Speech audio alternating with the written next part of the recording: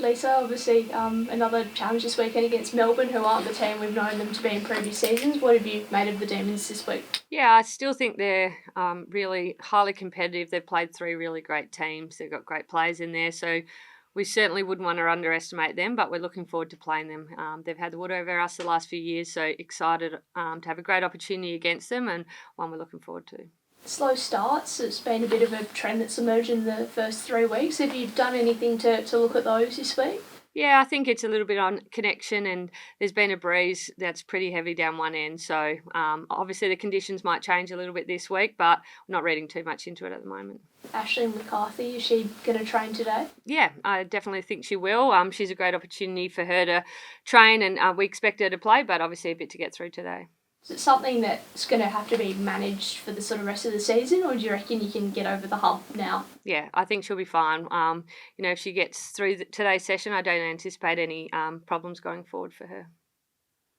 Obviously, when it's such a short season, how do you have to go around managing, I guess, emotions? Because everyone says you don't want to get too high, you don't want to get too low. After the start you've had, how do you kind of tackle that? Yeah, we just call it the anchor zone. So obviously, round 1 was really great, round 2 wasn't. So getting back to understanding what we can control, getting back to process. The girls are really diligent in their preparation, and that doesn't change this week. We'd love to get, obviously, a couple in a row, and obviously we didn't perform very well in our last home game. So there's a lot of things that we've tried to put in place, but the girls are so resilient, and they've shown a lot of grit so far, so looking forward to this weekend. Given this is a part of a schedule where things start to get a bit condensed, is that something you've highlighted with the group and kind of raised as something to really snap into?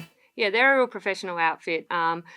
What they do every week to get up is impressive. Obviously, the condensed fixture, may throw up a few challenges, but at the moment, we're pretty healthy in what we're doing. So as long as they look after themselves, we obviously can't look too much forward than Melbourne. And then obviously we travel for a week. So a good opportunity to get on the road, and we're anticipating obviously some great matches over there. We'll speak to Hayley shortly, but what did you make of her performance on the weekend and the winning goal? Yeah, she was superb, absolutely superb. She can play anywhere, to be honest. I thought her hunt around the contest was fantastic. She laid some great tackles that led to turnovers and ours to be able to, I remember one over the far side that led to another forward entry for us, and then her ability, she's got a bit of speed, doesn't she, Liza? She's impressive out the back. I think she had quad cramps, so for her to push through and kick that winning goal was really important. But it's the role she's playing for her teammates, especially in a game where we, didn't have Ash Mack in. She was really impressive.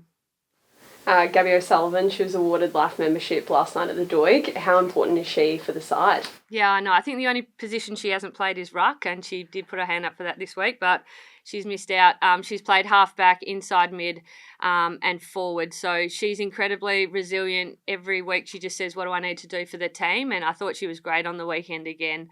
She's got that zip around the contest. She's tackling well, and she makes good decisions with ball in hand.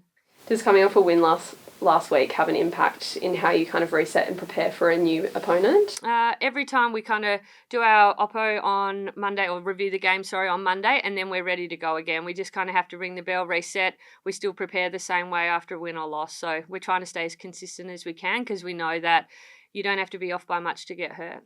Obviously, Ben touched on it before, but a few short breaks in between games after this one. How does that kind of change the preparation for a game, and would it be an option to rest people, if so? Yeah, I think at the moment we're going well with managing, some, sore spots and anything like that. But to be honest with you, it's just one less training. So for the likes of Hayley and all that, it's probably, if you said to her, do you want to play a game or train? And so I'll just say one less training, and then we get out there again. So short turnaround is great. The girls want to play. They want to play more footy. So, we've got a couple of tight turnarounds, but one in which we're not worried about, to be honest.